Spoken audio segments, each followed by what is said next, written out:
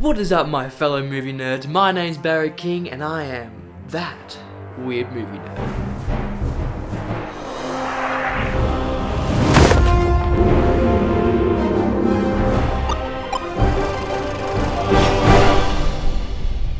Gunpowder Milkshake. Not the first name I would have went with if I was naming this film, but there's gunpowder, and there's a few milkshakes, so I get it, but that's like watching Scooby-Doo and being like, dog, convy, ghost. That's the name of our movie. Now, when I watched the trailer of this movie, I was excited about three things. The first one being Karen Gillan. I love Karen Gillan. She's adorable. She's a great actor. She's a great person. I love Karen Gillan, so that's a check off my list. The second was neon. I saw neon. I fucking love neon, so I was expecting neon. And did I get that? Yeah, it had neon in it. Like, it didn't have so much neon that I was like, oh, this is my favorite movie because it has so much neon. It had its moments, but as well as neon, they had beautiful lighting in this. Gorgeous lighting. I loved the lighting in this, and that was paired with amazing cinematography as well. It wasn't so amazing that you could consider it for an Oscar, but it was really good cinematography that was very tasty for my eyes, and I loved it. And paired with the neon, it was just a good combination. It was a visually stimulating movie. The third thing I was expecting and excited for was this looked like a John Wick movie, but with females, which I'm all about. Yes, bring the female cast in. I love female cast because we don't have enough female leading cast movies. So I love how they went majority all female for this cast. It was amazing. But was it John Wick? I feel like it's a bit of a disservice to compare this to John Wick. Yeah, it's John Wick-esque, but it's a very bad take on the John Wick genre. I'll get to that later, but firstly, I want to gawk about how stimulating, how amazing the soundtrack for this movie is. Like, oh, I was just listening to it then. You can see Spotify right there. That's what I was listening to while typing down the notes to this review, and it was beautiful. I only listened to 5 scores, but they were like gorgeous scores. I've been watching the TV series Pennyworth, and it has the same kind of like British 1950s, kind of like a steampunk feel to it.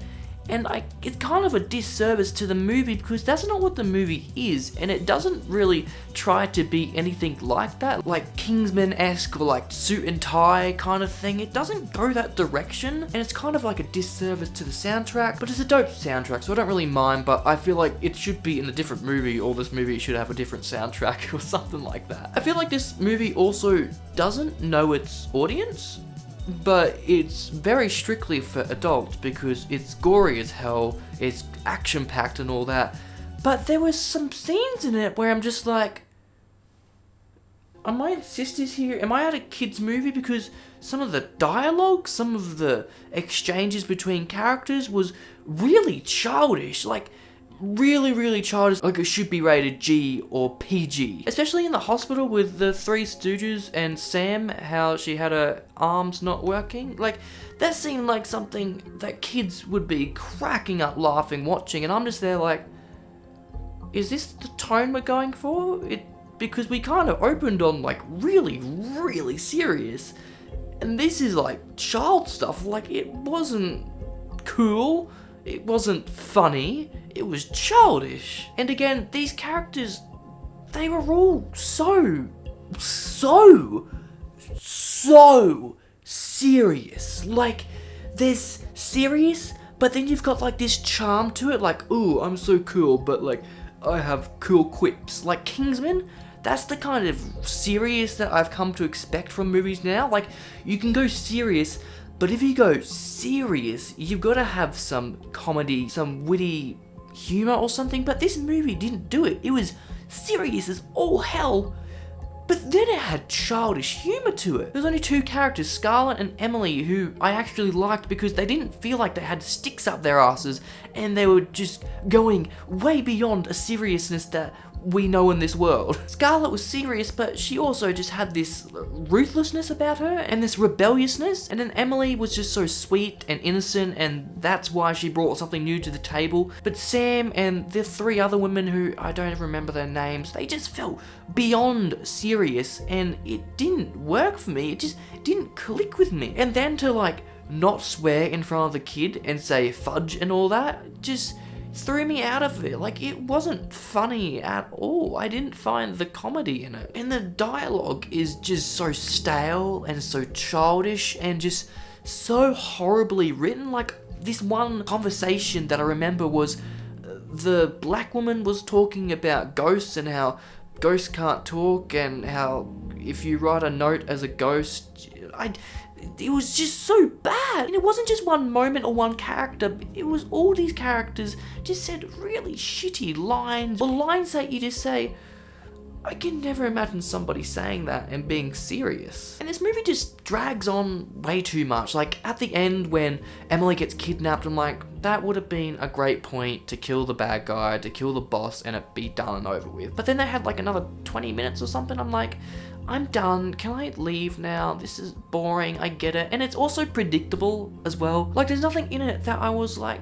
whoa, that I didn't see that coming. And that's probably why I was so bored, because it was just so predictable. I'm like, yeah, you're gonna kill these 100 bad guys and not one of them is gonna scratch you at all, and like this brute's gonna come in and he's not gonna stand a chance against this skinny woman and her mum. And the villains are just cliche. Like, the big bad guy doesn't come in until the end and doesn't even pose a threat at all. Like, the henchmen who we didn't care about or who had no backstory, my computer's off. The henchmen, I felt, were a bigger threat than the actual main bad guy. That's not good. I will say though that the bad guy, although cliche and his reasoning cliche and all that he had like a good story to tell about how he had like 5 daughters and then his son came along and then he felt like he belonged in the family because he had a guy in the family. Like, that was cool. And Sam took him away and now he's angry and all that. That's just a little bit of spice that they threw in that I found interesting, but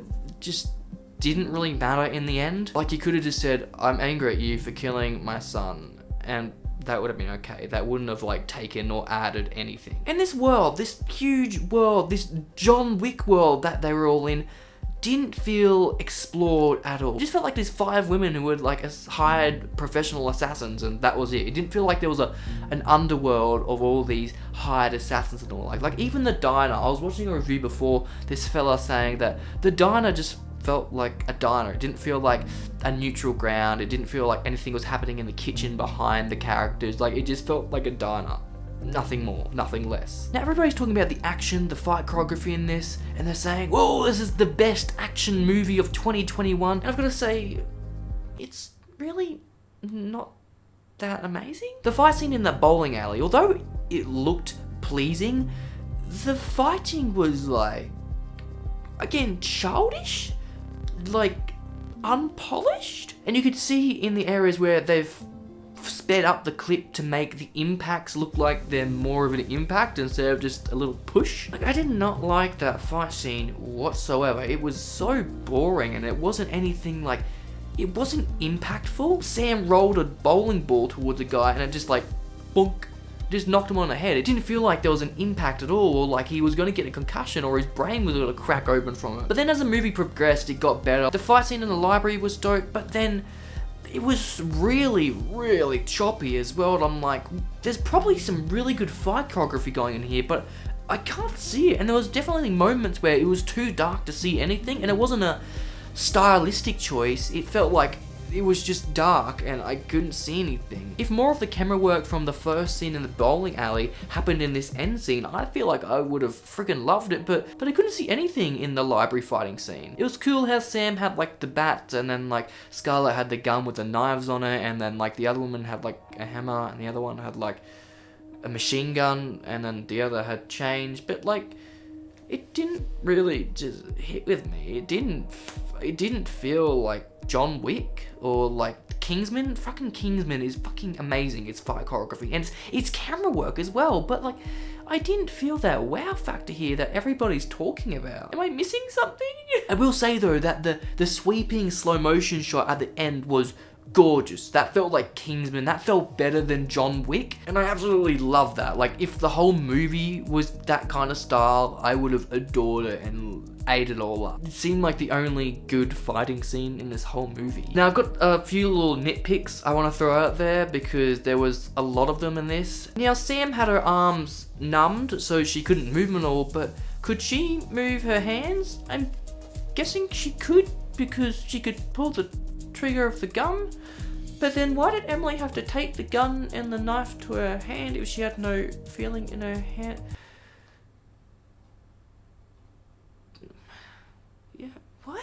Now, does this library open for public access, or is it just there for the assassins? Because they had guns and money and bricks of gold in books on the shelves, but then they had like a secret underground compartment where they also stored guns and weapons and all that. But then the receptionist acted like a normal receptionist until Sam said some stuff. You get what I'm saying here? Like, those books just on the shelf for people to pick up and read, and they just find a brick of gold in them? Also, why were the people in this movie so easily forgiven, or like they forgave really easily? Like, Sam had some turmoil with her mother, and when she was talking to Nathan, I think it was, the big guy, the head of the corporation, she was like, I don't have a mother because she left me. But then when she met her mother, there were no hard feelings. You didn't feel like there was a grudge on her shoulder. And I feel like it would have really benefited the characters and made some interesting drama or just some interesting something between these characters, but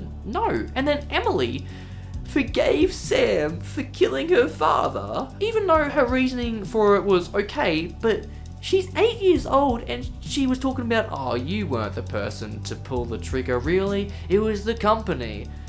Even adults who know that still have a grudge over people who kill their parents in movies. Like, that reasoning for a kid isn't reasoning that a kid has. And still, the kid should have a grudge because Sam killed her bloody father, the only family that she had left. Also, Emily drove better than me and did some really freaking cool stunt moves that an 8-year-old probably doesn't even know you could do in a car in real life. Just that whole parking lot scene was stupid, like really stupid. Like, how do you lose a car in a pretty much empty parking lot? And how do you get killed by an 8-year-old driving the car? What? It's so far-fetched. Alright, one more thing. The diner is like the hotel in John Wick, yeah? It's neutral ground, like, you're not supposed to kill there. But then these asshole women blow the whole place up with bullets and shit. And there doesn't seem to be any repercussions for it. What?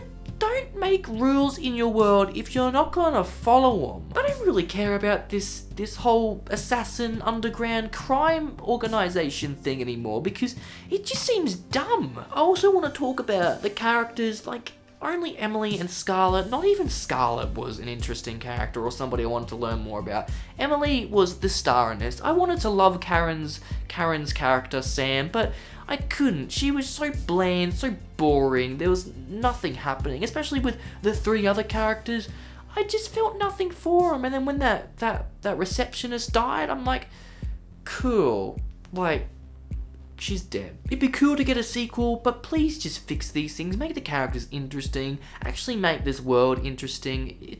It's a fixer-upper, but everyone likes this movie, and I like it. It's a cool movie, but it's not the best action movie in 2021. Nor is it a 70% out of 100 Rotten Tomatoes. Like, dude, come on. I was going to give this movie a 3, but just all these stupid things in it just make me want to give it a 2.5 out of 5. So it's getting a 2.5 out of 5. I did have the pleasure of watching this in cinemas as well, because we can do that in Australia. It came out in cinemas in Australia, which is dope.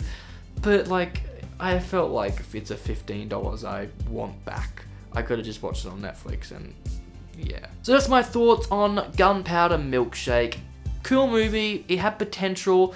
I was excited for it, but it just doesn't hit all the boxes. It doesn't check all the boxes with me. If I said anything wrong, if I said anything right, comment it down below. Tell me why you love this movie and why this movie works for you, because I really can't find how it's so amazing. Like, it's a movie. It's not an experience. It's not like a lifestyle like Harry Potter or The Hunger Games or The Maze Runner or all those big movie franchises. Like, I can't see myself getting into it. It doesn't even give me those John Wick feels that I want to feel for it, that I want to watch like 10 more movies about John Wick. So yeah, rant in the comments, yell at me, get angry at me. I love talking about movies even if I'm wrong about them, so do it. Comment it below. If you have any movies you want me to review or just movies you think I'd like, then drop them down in the comments below also, and I'll get around to reviewing them once I watch all these crappy movies that people rave on about. Thank you for watching this video, and I will see you in the next review.